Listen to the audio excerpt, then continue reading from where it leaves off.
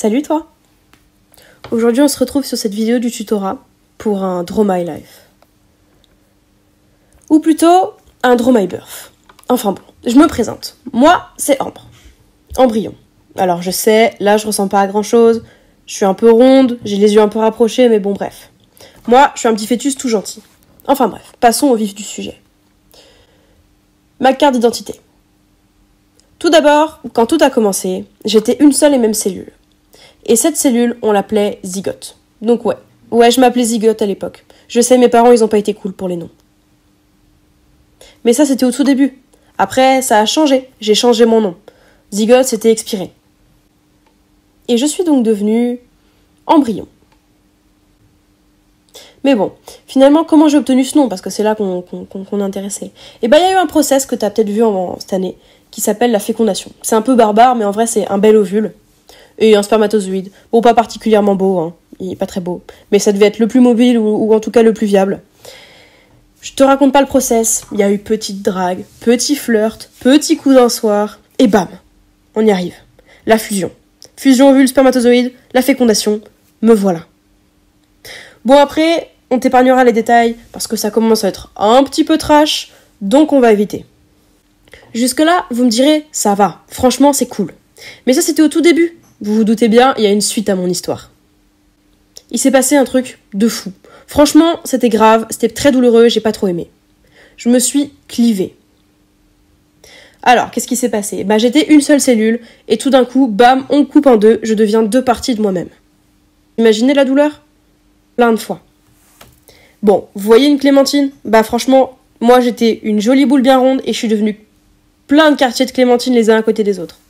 Mais, franchement, si on suit mon raisonnement, si j'avais été coupée en plein de petits morceaux, j'aurais dû m'écrouler comme un tas de poussière ou de M&M's, vous voyez. Et en fait, même pas. Parce que, heureusement, j'ai eu de la chance. J'étais dans une espèce de bulle. Cette bulle, elle s'appelle la zone pellucide. Et cette bulle, elle permet que quand j'ai été clivée en plein de petits morceaux, mon volume soit resté constant. Donc, ouf, même séparé, mon volume est constant grâce à la zone pellucide. Bon, au début, je me suis clivée en 2 cellules.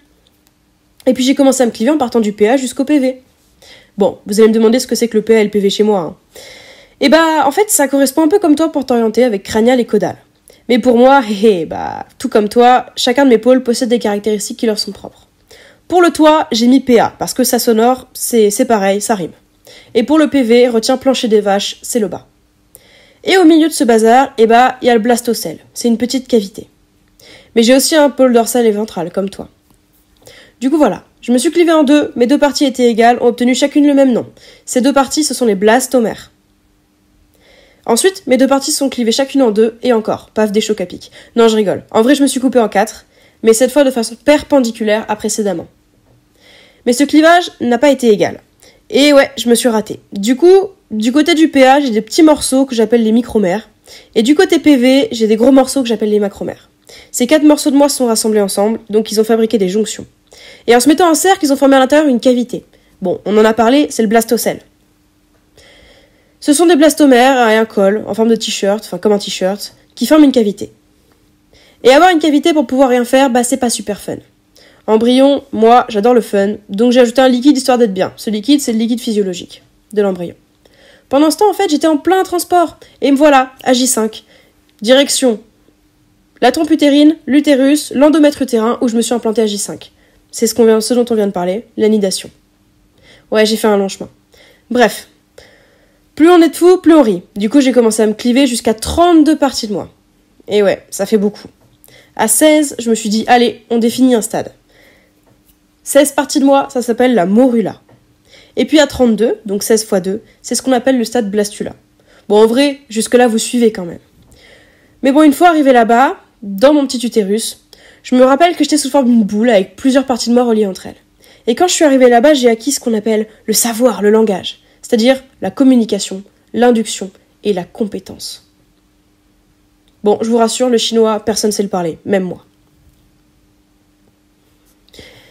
Enfin bon, parlons communication, induction et compétence. Voyons ça de plus près. À l'époque, je savais pas trop ce que c'était, moi, la circulation sanguine. Donc du coup, je me suis débrouillée. Mes parties ont commencé à communiquer entre elles, de proche en proche. avec plein de méthodes différentes. Tout d'abord, les jonctions gap, qu'on peut voir ici. Ces jonctions gap apparues précédemment entre mes parties pour les lier ont permis d'envoyer des messages. Mais c'était pas le seul moyen. Et oui. Il y avait aussi des vésicules emplies d'informations qui pouvaient voyager de cellule en cellule. Ça, c'était le deuxième moyen.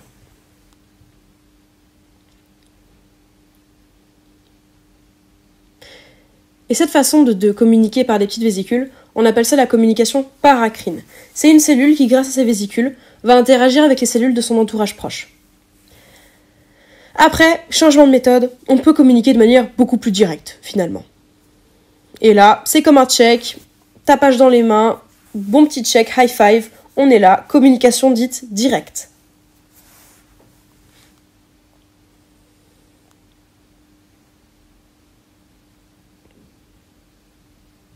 Maintenant, imaginez, il pleut, vous êtes tout seul, vous avez personne à qui parler. Et bien vous allez vous parler à vous-même. Voilà, on s'ennuie. Et cette façon de s'envoyer des messages à nous-mêmes, par des petites vésicules toujours, d'une cellule à la même cellule, ça s'appelle la communication autocrine. Ouais, les noms sont toujours un peu barbares, mais ça c'est important quand même.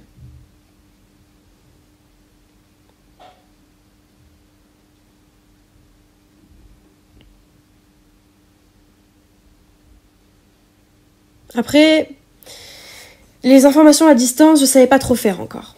Du coup, je savais envoyer des informations, donc communiquer, mais je les envoyais sous forme phosphorylation, déphosphorylation. Donc en fait, je ressemblais beaucoup à un interrupteur biochimique. Sinon, j'utilisais des voies de signalisation qu'on peut voir ici, grâce à des protéines, donc comme un papier à mettre sur un récepteur pour ouvrir une boîte, ou mettre l'information. À cette époque, j'utilisais la famille des TGF-bêta, que tu vois à gauche. Donc l'activine, nodal, VG1 et BMP. La famille WNT qui m'ouvrait soit la voie bêta-caténine, la voie calcique ou la voie John kinase, et sinon je pouvais aussi utiliser la famille des FGH, entre autres. Ces différentes voies me permettaient d'avoir des résultats divers. J'acquis aussi la compétence de mieux comprendre l'information que j'envoyais. Car bon, c'est un peu stupide de m'envoyer de l'information si je peux pas la comprendre.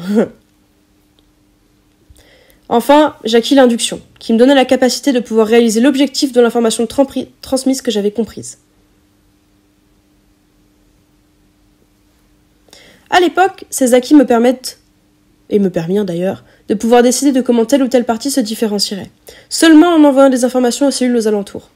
Avec tous les mécanismes mis en jeu, on peut dire que l'induction est une composante de mon développement multifactoriel.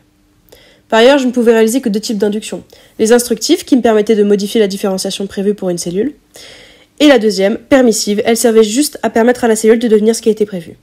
Du coup, j'ai commencé à faire évoluer mes différents composants, et c'est là que c'est devenu fun.